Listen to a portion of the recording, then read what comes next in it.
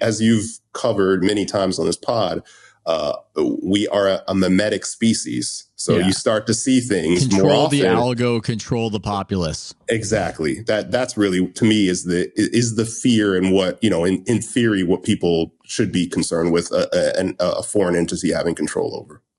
Well, I'm shocked at the extent to which it's true, even if I believed in its truth, because I even remember 4 years ago, 5 years ago, saying, look, I'm convinced, because I was looking at Twitter and the crazy news hysterias people were reacting to, and how they would just receive whatever was popping in the algo as the news. There's a Karen in Central Park. That is the news. And that's the most important thing in all of the world today. And I remember saying, if a conservative person took over Twitter, all of the sense of what's important would shift, and people would be just really hopped up about crimes committed by illegal immigrants. I didn't know. Even seeing it happen shocks me. Even if I said it and I believed it at some level, it's shocking to me the extent to which, if you control Twitter, you just shift America's Overton window over this way through selection and curation and whatever else. And I don't know how to feel about that, Nate, as somebody who believes in free speech and free will and everything else, to know that whoever is in control of a select few of these technologies effectively controls our minds. But it appears to be the case. Yeah, that's what's interesting about the Twitter case. There's two things for me. Number one, Elon is say what you want to say about his personality and whatever else.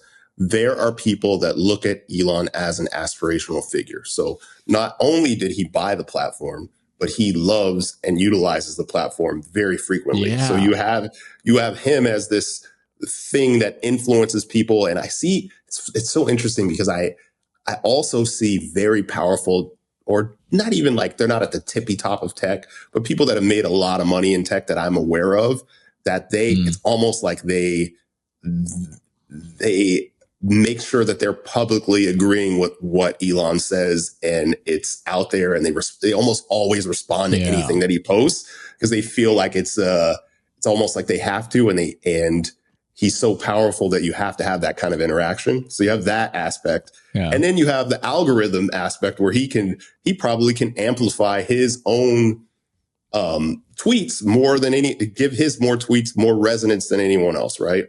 Or X or whatever, post, whatever they say now. I still call it Twitter. Sorry, Elon. Yeah. And then also in terms of elevating more things from a conservative perspective, or the candidate that he wants and all that, which is interesting, because the world kind of sees, maybe not the world, but I think US, and especially the younger generation, kind of sees social media as the town square. But the town square doesn't have an algo dictating who is able to be heard. Maybe if there's a microphone being passed around and the mayor of the city goes, you get to talk, you get to talk, you get to talk, you get to talk. And we're going to hear your perspectives. And they're all people that he trusts. There's no just free town square. That's why.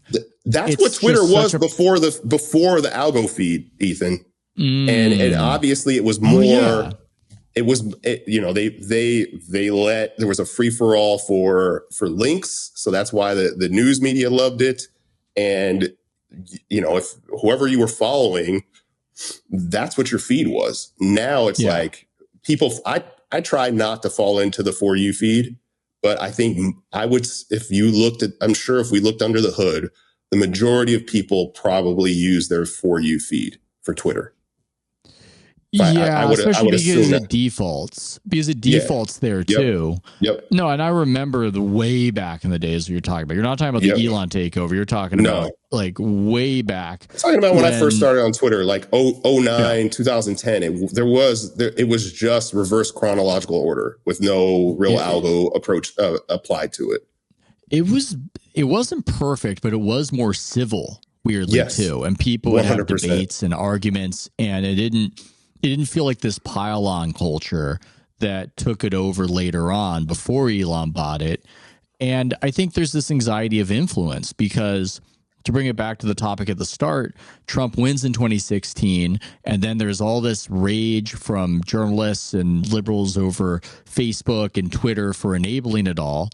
And the issue is that whoever is in control, whoever has the levers, why did I pronounce it like in British? I don't know. The levers of power for the social media companies, there are outcomes that are possible or not possible based on how they act and based on what they reward and based on what they intervene as. And there's no way to do it in just, there's no such thing as neutrality. I mean, you should aspire, and I personally think you should aspire to neutrality, but there's no actual way to attain neutrality. Just like my son would say, there's no way to attain perfect.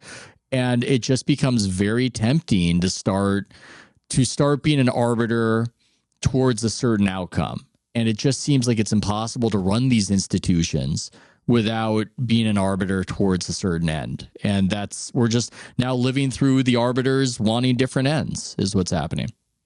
Hey, I don't want to sound super liberal. I'm liberal or Democrat or whatever you want to say. But it's really illegal interesting. Now, Nate.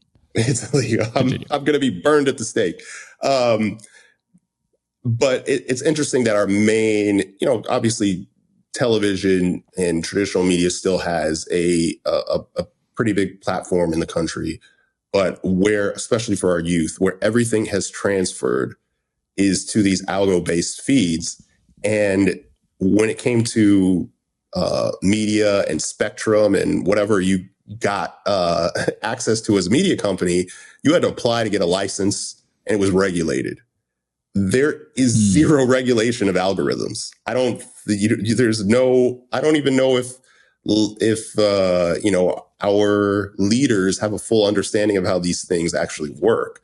And it's just basically when you have a company like Elon owns Twitter, he's basically a dictator of Twitter. He determines what his algo is going to be. And there is no analysis from a government perspective of what that means and what you can and can't do. And then even though it's a publicly traded company, Facebook, it starts and ends with what Zuckerberg wants, right? Like he's got a board that's all going to do whatever he wants, right? So it starts and ends with what he wants. And it's just an interesting time to be in where we had, I guess it's, was it Hearst that Citizen Kane was based off of? I think it was Hearst. William Randolph Hearst. Yeah, I think that's what Rosebud and whatnot. Yeah. Yeah, but I mean, we have that pushback of like, you shouldn't be able to control all these papers and all this media, and we should have some kind of regulation over this. And the same thing when it came to communications law around broadcast television. You have to operate a certain way. You have to show nightly news. There are just all these different things that you had to do where it's like almost a free for all now. And I wonder if we're ever going to have a pullback in that regard. And if it's even possible, is it just a slippery slope if you start to try to regulate algos?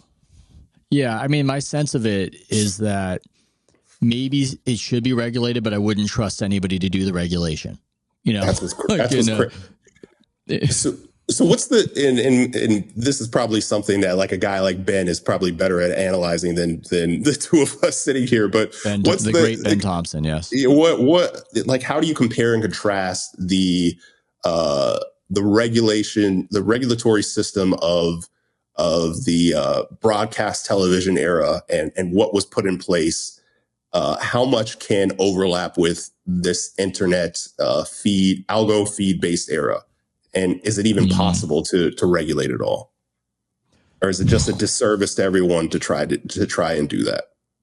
I mean, my intuition would be the second, but obviously he's thought about it more. It's strange how much regulation there was. I know people were wondering why can't the NFL play on a Friday? And it had to do with some arcane rule that it would overlap with Friday Night Lights in high school football. So therefore you can't have it, which is kind of funny that it withstood the test of time for as long as it did.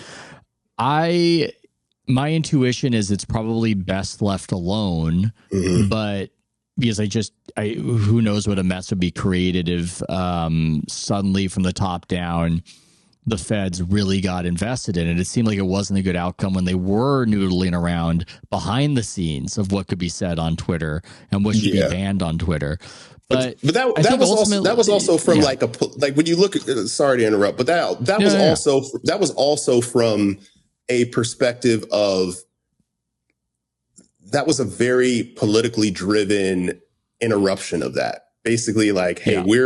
we are like, Biden administration's in power now, so you need to make sure that these things aren't said, and Yeah. we're pressuring you because there was an article written about the president's son that we don't like, so get it the fuck off the platforms. Like that, a regulatory system that isn't necessarily, I don't know how you get to that. It isn't necessarily Yeah. blowing with whatever political winds are happening, is kind of where, like our television, for the most part, and my entire life of watching broadcast television, I can't think of things that changed based off of presidential regime that came in. It just was the stability Yeah. around it, right? Whereas Yeah. what we're talking about, it's like, oh yeah, Zuckerberg's going to kiss up to the Biden administration and do whatever they want because they're in power at this time. And now he's switching up, Yeah. and he's doing everything differently because a new regime is in power.